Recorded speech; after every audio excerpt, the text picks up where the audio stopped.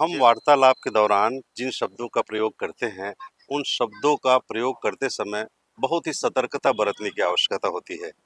हम किस शब्द का प्रयोग कर रहे हैं, ये बहुत ही महत्व रखता है, क्योंकि कहा भी गया है कि शब्द सम्हारे बोलिए, शब्द के हाथ न पाँव।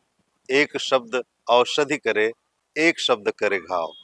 अर्थात किसी बात को कहने के लिए हम जिस शब्द का प्रयोग कर रहे हैं, उसका चयन करते समय हमको यह देखना होगा कि इसका क्या प्रभाव पड़ सकता है।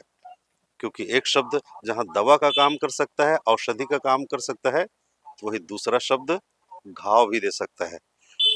हमारे पूज्य गुरुदेव भगवान इस संदर्भ में बतलाते हैं कि शब्दों का प्रयोग करते समय और उस बात को कहने के तरीके पर भी बहुत कुछ निर्भर करता है कि सामने वाले व्यक्ति पर क्या प्रभाव पड़ रहा है।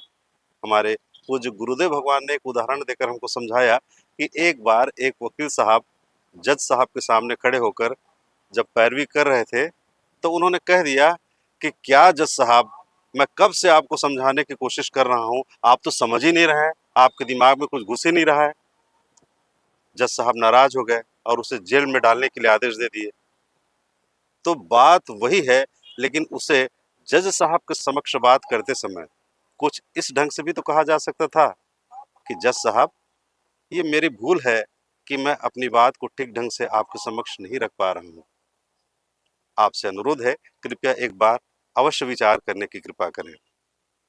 संभव है कि जज साहब फिर से उसी बात पर विचार करते, क्योंकि शब्द आपके वही हैं, लेकिन आपके कहने के तरीके पर बहुत कुछ निर्भर करता है कि आप किसी के दिल में कितना स्थान बना पाते हैं।